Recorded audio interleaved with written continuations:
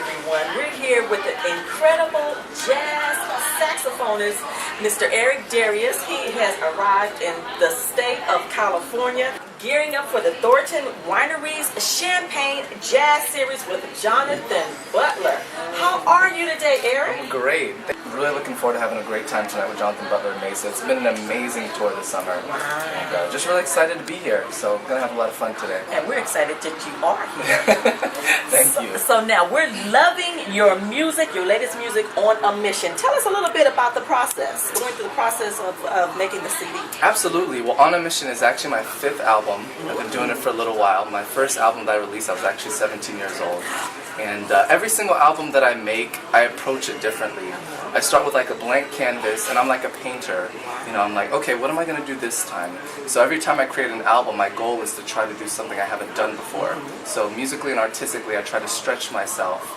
And there's no limits with my music. I grew up listening to R&B, pop, hip-hop, gospel, rock, reggae, and I try to incorporate all of those elements and sounds onto my album. So with this album, being that it's my 5th album, I was just ready to go somewhere I haven't gone before, try something different, do some different things, try new sounds, different styles, and I incorporated all this time around. Wow, so you stepped out the box a little bit this go round, huh? Absolutely. Wow. And I'll continue to do that. I mean, I look at artists like Miles Davis and Herbie Hancock, and throughout their whole entire career, every single album that they've released has been different than the previous, and they continue to evolve as musicians. And that's what my goal is also with every album that I release, is to continue to evolve. Wow, isn't that awesome? That's awesome.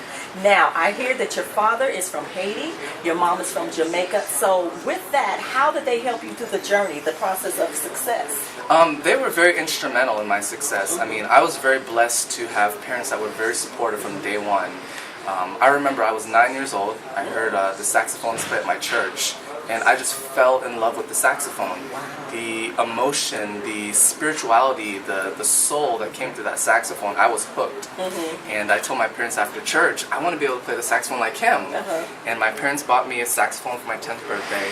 And they've just been very nurturing, they've been very supportive. My dad managed me for about 16 years, and they played a very active role. And I wouldn't be here today if it weren't for them. So I owe a lot to them, absolutely. I was very blessed to have parents like that. We are so grateful for our parents, aren't we? Absolutely. So grateful for our parents. Now, you've been writing your own songs since the age of 12. Yes. Now, I understand with no formal training?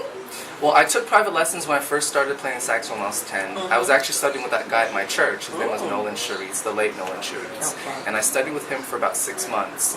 And after that point, he came up to my parents and said, I don't have anything else to teach him. He's learned everything so quickly. After 6 months, I already had surpassed him. So you're a genius there. I was blessed. You know, it's definitely a God-given gift. And I always knew that from day one. And so I was just always passionate about playing the saxophone, and my parents were very supportive. They always put me in a great position to succeed. I joined this band called Sonny LaRose, an America's Youngest Jazz Band. The band was from ages 5 through 12.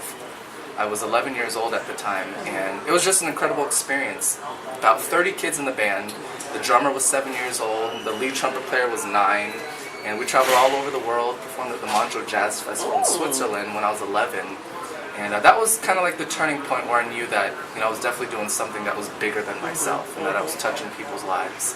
And just knew from then that that was my calling.